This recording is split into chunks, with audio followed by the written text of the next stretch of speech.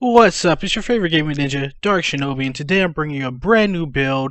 He's a former combat engineer turned Commonwealth killer and survivalist. Yes, it's the Wrench. So we'll be going over backstory, starting skills and stats, armor and weapons, gameplay focus, and faction choice. And if you don't know what a combat engineer is, you can pause the screen right here.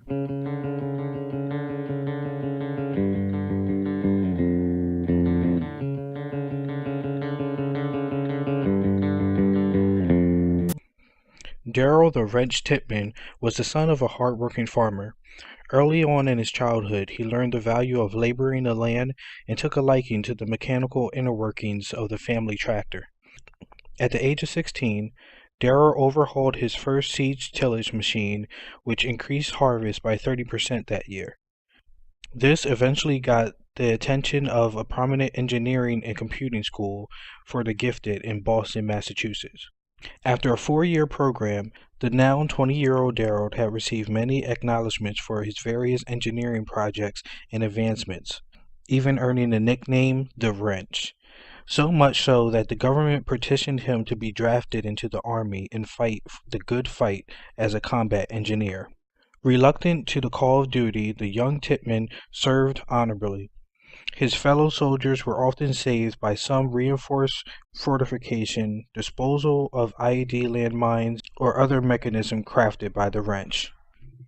After a proper service of 6 years, the Wrench retired the military to settle down with his wife Nora, who was the lawyer who also helped him avoid having to be re-enlisted.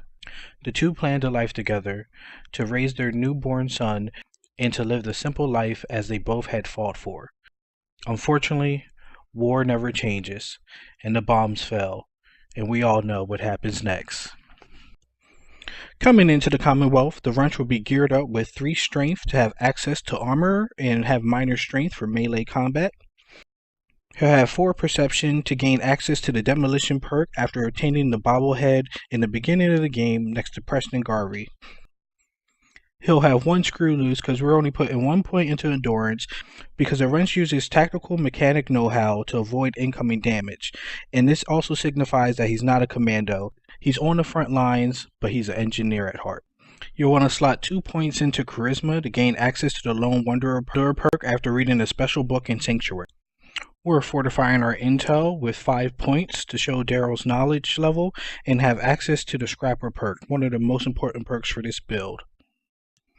We'll be adding another 5 points to agility so we can have access to the Action Boy perk and have a decent amount of action points for our Vats Hungry Railway Rifle. Finally, we'll be sliding 8 points into luck because while the Wrench is tech smart, most of his engineering advancements have come from a stroke of luck more than textbook know-how. This also signifies that in his 6 years in the military, in the front lines digging trenches, and disposal of 263 landmines, he has never gotten a scratch on them.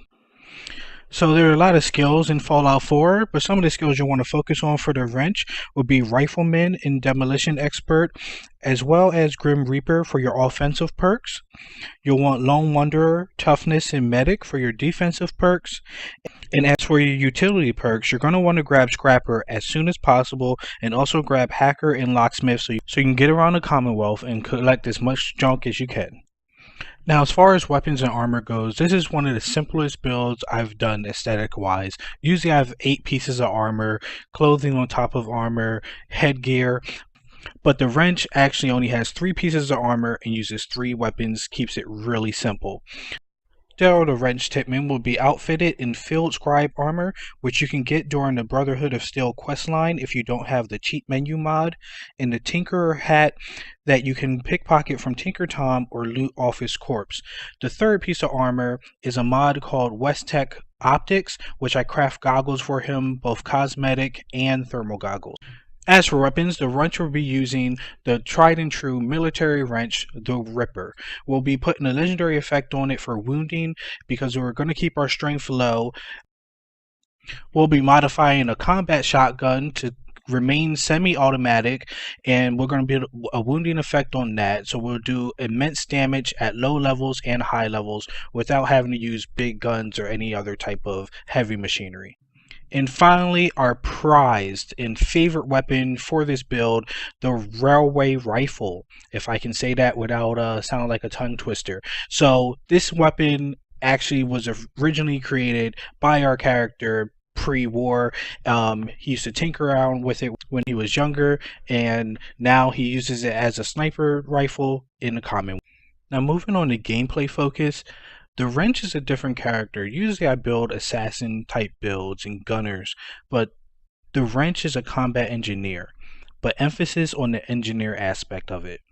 I'm playing the character not for the combat of the game, rather, let me put it this way. When he first leaves the vault and talks to Codsworth, and he tells him that his 200 years has passed, he gets a little demoralized, but in a way that he definitely doesn't think his son is out there. When he speaks to Mama Murphy and she talks about the site, he just thinks it's bullshit. How can his son still be alive after 200 years? So he goes to Sanctuary and he just has the ideal of rebuilding the war. That's what he knows. As he sees the Commonwealth for what it is, he fights when he has to, and he's very good at it. But his main objective is to build up settlements, connect them, and really rebuild the world. We'll get more into that once we go over faction choice. But just know that this build is mainly a builder build, an engineer. Scrapper's your main perk. You want to build up settlements. But when it comes down to it, he can take someone out. I mean, you're using a wounding shotgun, which I'll also give you some bonus footage at the end of this video.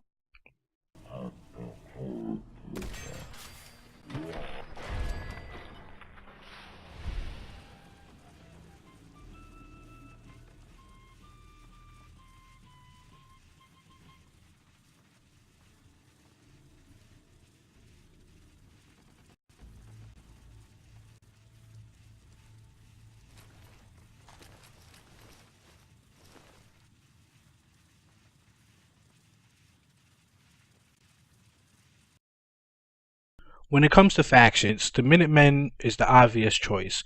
They coincide with your ideals of rebuilding the world, creating supply chains, and really helping the people of the Commonwealth live a better life.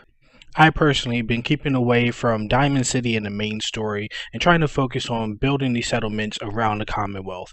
Eventually around level like 16 to 18, I enter into the Automatron DLC and go with that quest line because by then you'll have some investment in the Commonwealth, and the fact that it's being attacked by these robots really concerns you. Not to mention you're kind of proud of your skill and you want to be known as the best wrench around. During this quest line, you'll eventually hear about a guy who's kind of out there but really knows his tech.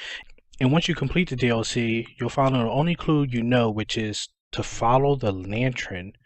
This allows you to stumble upon a railroad where you'll meet Tinker Tom. You can loot the headgear off of him, and this will also give you some ballistic weapons after completing a few quests for the faction. During your time in the railroad, you'll eventually, of course, hear about the synths in the Institute. This will now lead you to Diamond City if you haven't been there already, and you'll follow the main storyline with Nick Valentine. You'll learn about Kellogg, and you'll realize it's the guy who actually took Sean 200 years ago. Through following the main story quest line, you'll think it's only 10 years, and now you venture off to find your son. Following the main storyline and killing Kellogg, after linking to his brain, the Brotherhood of Steel will enter the Commonwealth. You immediately go to venture and see what's going on, and you quickly fall into the ranks of the Brotherhood. You have some of the same ideas about the Institute, and you believe that the advances in their technology can ruin the world once more, and you have a lot at stake because these settlements are under your protection. You are the general of the Minutemen, and you are the wrench, the rebuilder, the survivor, the last survivor. Just as a bonus to this video, I wanted to show you the wounding combat shotgun in action. Mind you, I only have 2 points in Rifleman. The game is on very hard and I'm only doing low damage, but the wounding perk is legit. Check this out.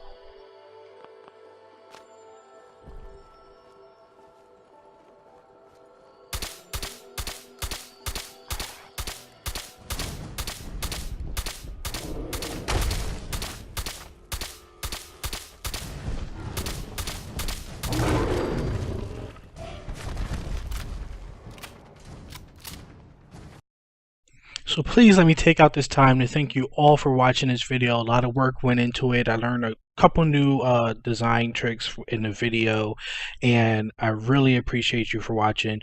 Please subscribe and comment below. Tell me what you like and love about it, and tell me what you don't like. Hit like if you do like it, and please follow me on Twitter. I've been posting sneak peeks of every build before I release them on Wednesday, and you can vote on or retweet and tell me what kind of build you want.